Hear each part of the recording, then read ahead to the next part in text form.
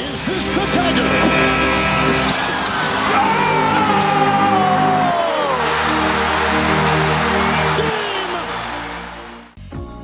G'day guys, JB here. Finally coming to you with another edition of Legends Profile. Had a couple of delays over the last few weeks, just with work, been a little unwell, had some other things come up as well that were a little more important, but I've managed to finally get through this one. This is somewhat of a bit of a Legends Profile for everyone else, but a bit of an investigation and a little bit of extra homework from my end. I love the history of the game. I love those that have impacted the history of the game. The great players, the great coaches, the great teams, everything that's somewhat shaped how our league looks today. And one guy that doesn't really get a lot of coverage, and someone that I certainly feel deserves to get a lot of coverage, is the great Bob Dandridge. And as you can see, he is our next profile up here on the channel. Of course, we've done Dennis Johnson, Kevin McHale, Dennis Rodman, Ben Wallace, Dwight Howard, Paul Arizin, Sam Jones, Nate Thurman, but now I want to do Bob Dandridge. Many people will not realise Dandridge's successes. Many people will not realise the relevant equivalent that he would have in today's game, and just how high he should be held, the high regard he should be held in across league history. You want to talk about some of the best second and third options throughout league history. Well, Bob Dandridge is certainly one of those guys, and hopefully over the next 10 minutes or so you will be able to find that out yourself. So let's get into it. Let's get into our next Legends profile and let's take a look at Bob Dandridge. Let's begin with looking at the resume and statistics of Bob Dandridge. He's a two-time NBA champion, a one-time All-NBA second-team selection, a one-time All-Defensive first-team selection, a four-time All-Star selection, and an all-rookie first-team selection. He finished top 5 in MVP voting once. Now, before we get into Bob Dandridge's statistics, it must be noted that he didn't play his whole career with full detailed defensive or turnover statistics, and he played very limited games with a three-point line. Now, with that in mind, in the regular season, he played 839 games, averaging 35.2 minutes per game. He averaged 18.5 points, 6.8 rebounds, 3.4 assists, 1.3 steals, 0.6 blocks on 2.7 turnovers. He shot 48.4% from the field, 16.7% from deep, and 78% from the free throw line. In the playoffs, he played 98 games, averaging 39.6 minutes per game. He averaged 20.1 points, 7.7 rebounds, 3.7 assists, 1.2 steals, 0.7 blocks on 3.1 turnovers. He shot 48% from the field and 76.1% from the free throw line. And in the NBA Finals, he played 23 games, averaging 41.9 minutes per game. He averaged 19.6 points, 7.5 rebounds, 3.5 assists, 1 steal, 1.1 blocks, and 3.4 turnovers a game. He shot 45% from the field and 73.3% from the free throw line. Think of all the great players to have been a third option on multiple championship teams. The task may seem to be a hard one at first, but it becomes easier the more you think about it. Stephen KD's Warriors had Klay Thompson and Draymond Green. Tim Duncan's Spurs had Tony Parker or Manu Ginobili. LeBron's Heat had Chris Bosh. Kobe's Lakers had Andrew Bynum and Derek Fisher. Shaq's Lakers had Rick Fox and Derek Fisher. Jordan's Bulls had Tony Kukoc and Horace Grant. Hakeem's Rockets had Kenny Smith. Isaiah's Pistons had Mark Aguirre. Magic and Kareem's Lakers had James Worthy and Byron Scott. Bird's Celtics had Robert Parrish. This is the same level that Bob Dandridge is among. A two-time NBA champion with two separate teams, no player in the 1970s scored more points in the NBA Finals. This was on teams that featured Kareem Abdul-Jabbar, Oscar Robertson, Wes Unseld, and Elvin Hayes. Seldom is he recognised for his contributions thanks in part to playing in the 1970s, but Dandridge carved out a Hall of Fame career as a player who showed the ability to lead and star, but delivered his best basketball as one of the team's main supports. Of players to play at least 500 games during the span of his career from 1969-70 to the end of 1981-82, in the regular season, Dandridge ranked 7th in minutes played, 5th in made field goals, 7th in field goals attempted, 9th in points, 9th in total win shares, and 9th in offensive win shares. In the playoffs during the same time span, of players to play at least 50 playoff games, Dandridge ranked 4th in games and minutes played, 3rd in field goals made and attempted, 7th in free throws made, 8th in free throws attempted, 9th in rebounds, 10th in assists, 4th in points, 10th in minutes per game, 9th in field goal makes per game, 10th in field goal attempts per game, 10th in points per game, 5th in win shares, 5th in offensive win shares, and 7th in defensive win shares. Not too bad for a guy that was never the leading option on a team. And as mentioned above, no player scored more points in the NBA Finals from 1969-70 through 1978-79.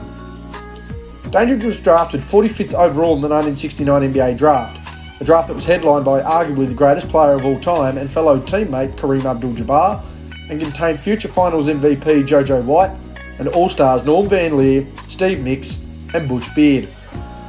While there was never going to be a contest for the Rookie of the Year award, as Kareem joined Elgin Baylor for the highest finish by a rookie not to win the award, finishing 3rd, Dandridge would stand out despite his low selection and play alongside Abdul-Jabbar, posting a rounded 13 points, 8 rebounds and 4 assists in his first season to prove to be the second best rookie that season. This solid pairing alongside Kareem proved key to the immediate and future success of the Bucks. The team now had a pivot man that could compete and outplay the likes of Wilt Chamberlain, Nate Thurmond, Wes Unseld and Willis Reed, and a wing that could bring size to the perimeter and face off against Elgin Baylor, John Havlicek, Billy Cunningham and fellow rookie Connie Hawkins. Milwaukee would make it through to the conference finals before the New York Knicks ran away with a 5-game series win and looked to add one more piece to the puzzle. That player was Oscar Robertson. The 1970-71 Bucks remain one of the best single-season teams of all time. Kareem captured the first of his 6 league MVPs, while Oscar Robertson finally won the championship he had so desperately chased for a decade. For Dandridge, it was a matter of providing complements to the rest of the team that they required on the outside with John McLaughlin, while still maintaining a presence on the glass to relieve Greg Smith. Milwaukee went 66-16 in the regular season, 12-2 in the playoffs. They strung together win streaks of 16 games through October and November, before another 20 straight victories through February and March. In 41 games in Wisconsin, the team went 38-3, nothing short of dominance. Dandridge raised his game every step of that historic journey. A rounded 18 points, 8 rebounds, 4 assists in the regular season, 19 points, 10 rebounds and 4 assists in the playoffs, before posting 20 points, 10 rebounds and 3 assists in the finals. All while defensively demoralising Bob Portman in the conference semi-finals, Jim McMillan in the conference finals and Jack Marin in the championship round. The Bucks would remain in contention through to the end of the 1974 finals, where they would suffer defeat at the hands of the Boston Celtics before dropping out of contention with the departure of Kareem Abdul-Jabbar. This would not be a deterrent for Dandridge, who found his star on the rise following his key contributions to the franchise's then lone championship. Earning the first of 4 career All-Star selections and 20-point seasons in 1973, the younger Dandridge began to ascend and take over the secondary scoring role for the team as Oscar Robertson's age saw his role revert to that of a more traditional point guard. Dandridge's game was as smooth as silk, with an ability to heat up and stay warm for any length of time. His role in the team grew more and more by the time Abdul-Jabbar departed for Los Angeles after 1975, having led the team through a transition period. Guiding the Bucks through 2 seasons of 38 and 30 wins respectively, Dandridge would help Bryan Winters establish himself, assist in the early years of the legendary Alex English, oversee the growth of Junior Bridgman, and in turn carry the team until the arrival of Marquis Johnson following his departure at the end of the 1977 season. With Dandridge entering into free agency at the end of 1976-77 and Milwaukee looking to transition into a new era for the franchise with Marquis Johnson, the Washington Bullets swept on one of the most valuable supporting pieces in the league for what turned out to be cash compensation to the Bucks. The Bullets were already a strikingly competitive team. Wes Unseld was one of the league's premier defenders, rebounders and passing big men, Elvin Hayes one of the league's leading scorers, and Phil Chenier, a perennial third option in his own right, whose career somewhat mirrored that of Dandridge by comparison. Things started shaky for the Bullets, who weren't able to break above 500 until the middle of November, and by the time the team had settled into their groove by early January, saw Chenier go down with a season-ending injury. This prompted Kevin Greavy to step up in his absence and keep the Bullets rolling along. While his scoring saw him as the second option offensively for the Bullets, there was no doubt that the team belonged to both Wes Unseld and Elvin Hayes. The focus on them saw Dandridge continue to produce for the team en route to the franchise's only championship to date, and the second of his career. Missing 2 games across the first 2 rounds of the playoffs, Dandridge would remain healthy through the conference finals as the Bullets took down the 76ers of Julius Erving, then proceeded to recover from a 3-2 deficit against the Supersonics of Dennis Johnson and Gus Williams to capture the 1978 championship. In a decade where only 2 teams won multiple championships, the New York Knicks of 1970 and 73 and the Boston Celtics of 1974 and 1976, Dandridge proved to be the third constant throughout the decade for success. Despite an improved record the following season for the Bullets, as well as the 4th and final All-Star appearance for Dandridge for his career, a repeat trip to the NBA Finals did not draw the same success as the year prior. Back-to-back 7-game series in the first 2 rounds of the playoffs saw the Bullets beat up heading into the championship series, and with a renewed energy in Seattle, the Supersonics split their final series 1-1, taking the championship home with them in 5 games. Dandridge, to his credit, was arguably the best player for the team for the entire season, proving that his recruitment to the team for the chump change it cost them was more than worth it. Capping off a 2-year championship window for the team with an All-NBA All-Defensive Selection double and a top 5 MVP finish, Dandridge looked set for one final run on the back end of his career.